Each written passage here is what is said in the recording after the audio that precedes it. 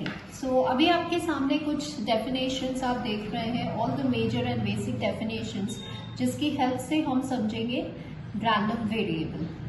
C, first of all we have a random experiment.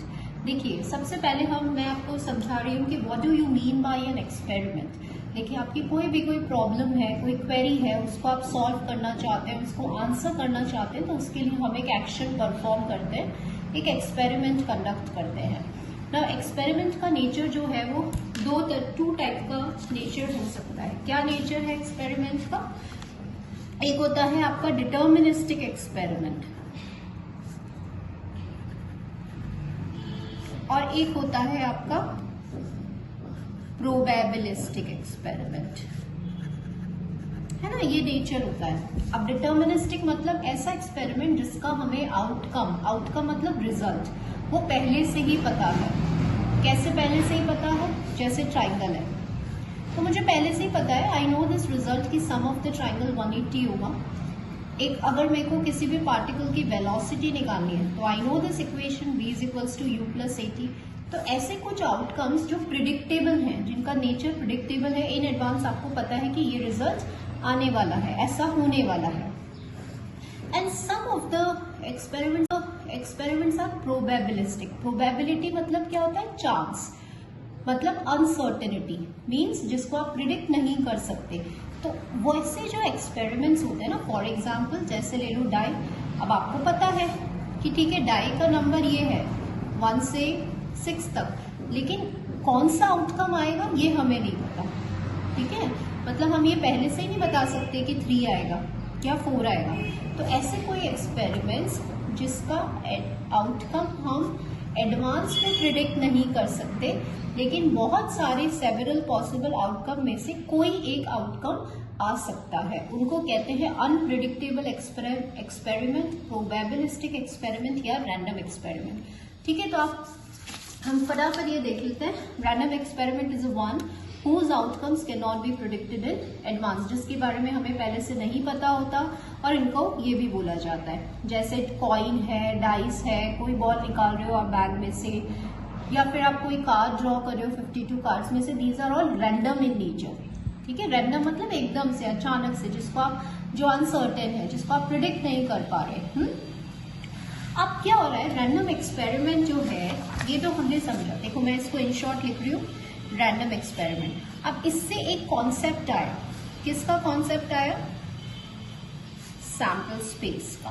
तो पहले हम सैंपल स्पेस मतलब क्या होता है कि अब आपने एक्सपेरिमेंट तो परफॉर्म कर लिया है ना, तो उसके जो जो पॉसिबल आउटकम्स हैं, सारे पॉसिबल आउटकम्स का जब आपने एक सेट बना दिया, या इन अदर वर्ड्स जब हमने लिस्ट कर दिए the set of all the possible outcomes. For example जैसे कॉइन है, तो ये मैंने लिस्ट कर दिया कि ये आउटकम्स है।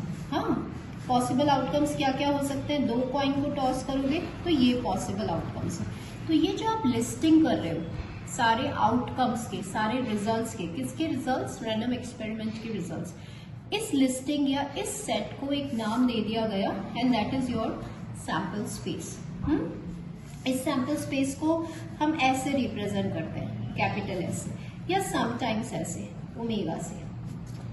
अब इसका जो भी एलिमेंट है, क्योंकि मैंने बोला सेट, तो सेट मतलब इसका जो भी एलिमेंट है, इसका जो भी आउटकम है, इसको एक नाम दे दिया गया, सैंपल पॉइंट।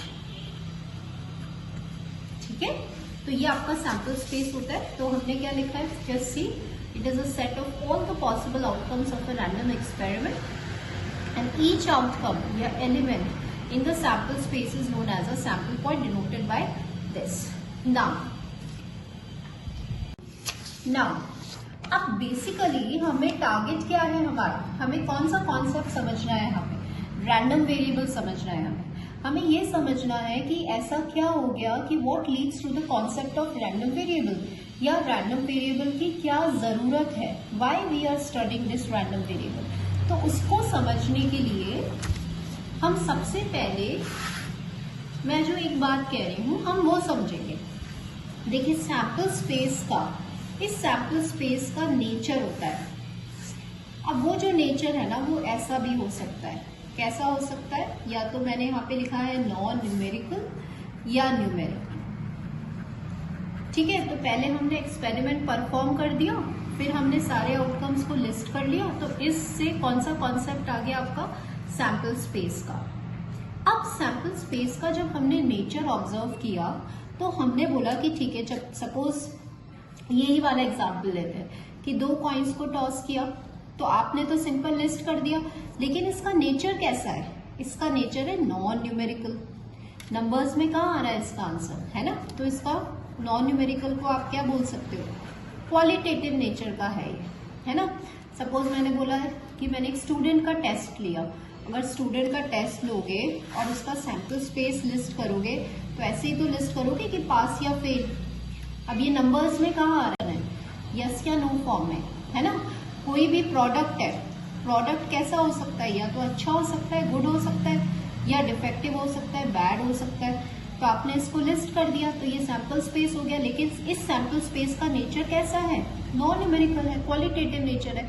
क्वालिटेटिव नेचर मतलब जिसका आंसर आप यस या नो के अंदर एक्सप्रेस करें, ठीक है।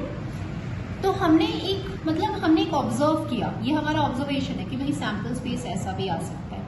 अब न्यूमेरिकल आओ, न्यूमेरिकल मतलब जैसे डाई टॉस किया तो ठीक है, अपना आंसर ये सैंपल स्पेस हो गया। अब इसका नेचर कैसा है, ऑब्वियसली इसका नेचर कैसा है, न्यूमेरिकल है, नंबर्स में डाल रही हूँ, है ना। तो मतलब it can be this also, it can be this also. अभी एक और एग्जाम्पल देती हूँ मैं, जैसे बॉल्स का ले लेते हैं, 10 वाइट बॉल्स हैं, 3 रेड बॉल्स हैं, है ना। अब इसमें सपोज अगर मुझे 2 वाइट बॉल्स निकालनी है तो आप ऐसे निकालते हो 10C2, तो ये भी न्यूमेरिकल है। कई प्रॉब्लम्स ऐसी आती है सिलेक्शन वाली, तो ये हो गया हमारे पास। तो यहाँ मैं क्या कहना चाहती हूँ कि सैंपल स्पेस का नेचर न्यूमेरिकल भी है और नॉन न्यूमेरिकल भी है, but basically what we are interested in, हमारा कंसर्न किस बात से है, हमारा कंसर्न है क्वांटिटेटिव नेचर से। We but basically what we are interested in, हमारा कंसर्न किस बात से है, हमारा कंसर्न है क्वांटिटेटिव नेचर से। We are not interested in the qualitative phenomenon. We are interested in the numerical form. We are interested in the quantitative nature, quantitative behavior. हमारा concern, हम क्या स्टडी करना चाहते हैं, हम अपने डेटा को नंबर्स में एक्सप्रेस करना चाहते हैं। तो इसी जो बात मैंने आपको कही है उसको हम बोल रहे हैं कि यहाँ पे क्या हुआ, एक नीड जनरेट हुई। नीड किस बात की जनरेट हुई कि basically we want to quantify the outcomes, इस बात की नीड जनरेट हुई। Now here I want to explain you, और अच्छे से हम इसको समझेंगे, ठीक है। मैं एक और एग्जाम्पल लेती हूँ। सपोज मैंने बोला कि आपने कॉइन को 10 टाइम्स फ्लिप किया।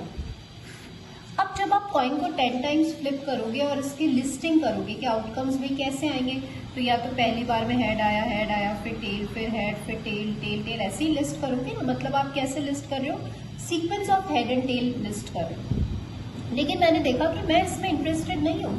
आई am not interested in the sequence of head and tail. I am interested कि जब आपने 10 टाइम्स कॉइन को टॉस करा तो मेरे पास कितने टेल्स आए, I am interested in this, या मेरे पास कितने हेड आए, I am interested in this. So basically what I want to say is कि when I flip the coin 10 times, I am not interested in its qualitative behaviour, I am interested in the quantitative behaviour, है ना। मैं इसमें interested हूँ कि मुझे ये बताओ कितने हेड आए या कितने टेल आए। अब कितने हेड कितने टेल का आंसर न्यूमेरिकल फॉर्म में आएगा ना। तो हम यहाँ क्या कहना चाहते हैं कि देयर इज अ नीड, या हमारे पास एक कॉन्सेप्ट आया। कॉन्सेप्ट क्या आया कि हमें एक ऐसा फंक्शन चाहिए, हमें एक ऐसा फंक्शन चाहिए, एक ऐसा मैप चाहिए जो क्या करे, जो सारे सैंपल स्पेस को, जितने भी सेट ऑफ आउटकम्स हैं उसको एक नंबर असाइन कर दे। यहाँ पे इससे कौन सा कॉन्सेप्ट आ गया आपका, रैंडम वेरिएबल। समझ रहे हो मैंने ये जो एल्गोरिथम बनाया है वो कैसे बनाया है? इंट्रोडक्शन ऑफ रैंडम वेरिएबल यहीं से शुरू होता है आपका, कि हमें एक ऐसे फंक्शन और मैप की जरूरत पड़ी जिसने सारे पॉसिबल आउटकम्स को जो क्या कर दे, एक न्यूमेरिकल वैल्यू से एसोसिएट कर दे, और उस फंक्शन या उस मैपिंग का नाम है random variable. Yes, so now we will study this. A random variable is a real valued function xw that assigns a real number called as the values of xw to each outcome of the sample space, w of a sample space. Now let's understand this definition. यहाँ पे देखिए मैं इसका बहुत ही general बना रही हूँ, जो हमने रीड आउट करा है उसका। जैसे ये आपका सैम्पल स्पेस है ना। अब सैम्पल स्पेस में आपने ये आउटकम्स लिख दिए, या क्या आउटकम्स होंगे।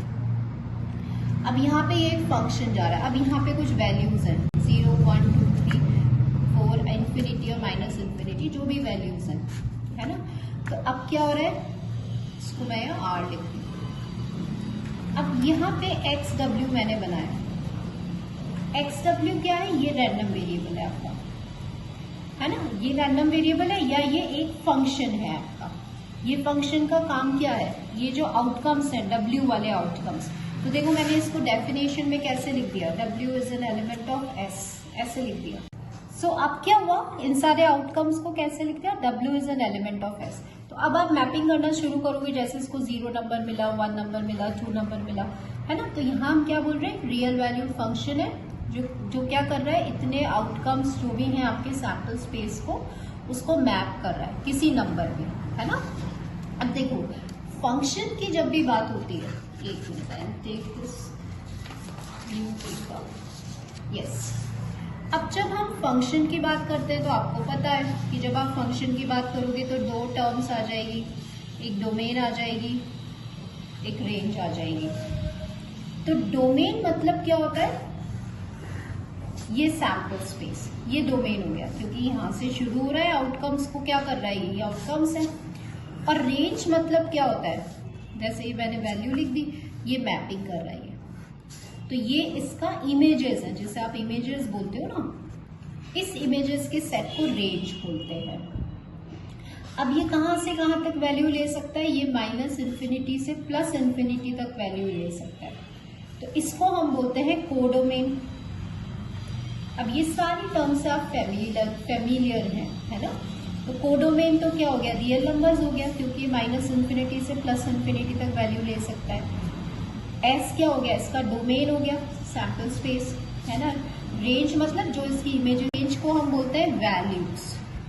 अब ये किसकी वैल्यूज है, XW की, ऑब्वियसली XW ये फंक्शन, इनकी वैल्यूज है। तो देख रहे हो आप, क्या देख रहे हैं आप, कि हर आउटकम को क्या मिल गया, एक नंबर मिल गया। ये किसने किया, ये काम किसने किया, XW ने किया, और इसको क्या बोलते हैं हम, रैंडम वेरिएबल। ठीक है।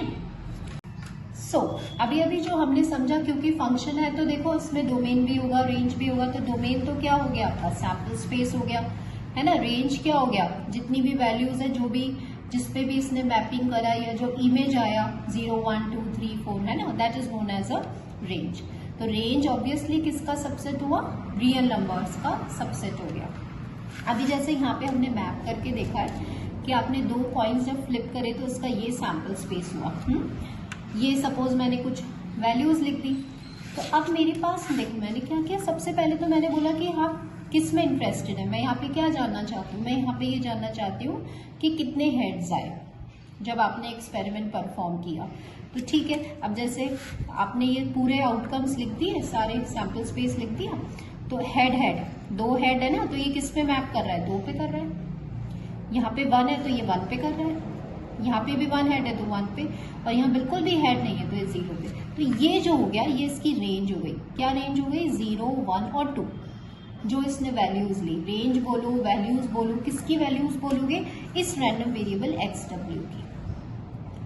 ठीक है। अब एक पॉइंट है, देखो 2 or more sample points might give the same value of XW. but two different numbers in the range cannot be assigned to the same sample point. Now let's understand this. ये जो है ना वो function की property है.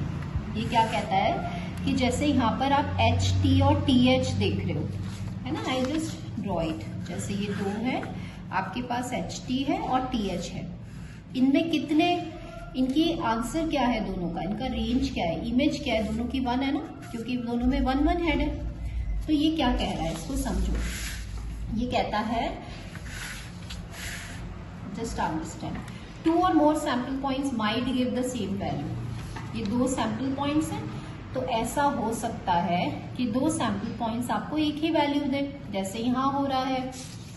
But 2 different numbers in the range cannot be assigned to the same sample point. लेकिन ऐसा नहीं हो सकता कि आपके पास सपोज, क्योंकि ये फंक्शन है और फंक्शन की ये प्रॉपर्टी होती है, ये एच टी है, ये 1 2 है, तो 1 का भी ये या प्री इमेज है और 2 की भी ये प्री इमेज है. दिस इज नॉट पॉसिबल, है ना. तो इस लेक्चर का की पॉइंट जो हमें ध्यान रखना है as an objective point function, इसीलिए मैं बार बार फोकस कर रही हूँ कि रैंडम वेरिएबल एक फंक्शन है, एक मैप है, जिसका क्या काम है, न्यूमेरिकल वैल्यूज या रियल वैल्यूज को असाइन करना. तो दिस इज अ की पॉइंट फॉर टुडेज. नाउ आपने रैंडम वेरिएबल समझ लिया क्या होता है, आपने वैल्यूज कैसे असाइन करते हैं वो भी समझ लिया. लेकिन अब हम थोड़ा सा आगे मूव करेंगे कि इस जो आपके पास वैल्यूज आई हैं उससे हम करेंगे क्या. तो वो प्रोसेसिंग के काम में आती है, जैसे statistical processing in the sense, suppose आपको कोई इवेंट्स निकालने हैं. इवेंट्स मतलब जैसे x इज लेस देन 2, मतलब ये रैंडम वेरिएबल लेस देन 2 में क्या क्या वैल्यूज ले रहा है, प्रोबेबिलिटीज हमें कैलकुलेट करनी है. तो उन्हें उसके लिए हम कुछ इवेंट्स डिफाइन करते हैं. तो ब्रीफली हम क्विकली एक बार explain you with the help of an example. Suppose आपने 3 कॉइन्स टॉस करे, तो मैंने यहाँ पे बोल दिया कि यहाँ x एक रैंडम वेरिएबल है जो किसको रिप्रेजेंट कर रहा है, नंबर ऑफ हेड्स को. ठीक है, तो x क्या क्या वैल्यू ले लेगा, 0 1 2 एंड 3. अब सैम्पल स्पेस क्या हो सकता है, ये आपका सैम्पल स्पेस हो गया. अब मैंने इवेंट्स डिफाइन करे, x इक्वल्स टू 2, मतलब कि अब मुझे प्रोबेबिलिटी कैलकुलेट करनी है जब इस रैंडम वेरिएबल की वैल्यू क्या हो गई, 2 हो गई. 2 मतलब कि मेरे पास कितने हेड्स हैं, 2 हेड्स होने चाहिए. तो देखो मैंने यहाँ पे सबसे पहले फेवरेबल केसेस लिए जिसमें 2 हेड है, जैसे ये है, ये है, ये. हाँ, अब प्रोबेबिलिटी कैलकुलेट करना आता है. फेवरेबल केस कितने हैं, 3. और क्योंकि आपने 3 कॉइन्स को टॉस किया था, तो एक टोटल केसेस या एग्जॉस्टिव केसेस कितने, 8. तो प्रोबेबिलिटी हो गई 3/8. तो यहाँ हमने रैंडम वेरिएबल वाले कॉन्सेप्ट को यूज करा है for the calculation of probability. तो ये जो आप डिफाइन करते हैं इसे इवेंट्स बोलते हैं. ऐसे कुछ भी हो सकता है, जैसे मैंने बोला लेस देन 2, तो लेस देन 2 में क्या क्या वैल्यूज लेगा, या तो 0 लेगा या 1 लेगा.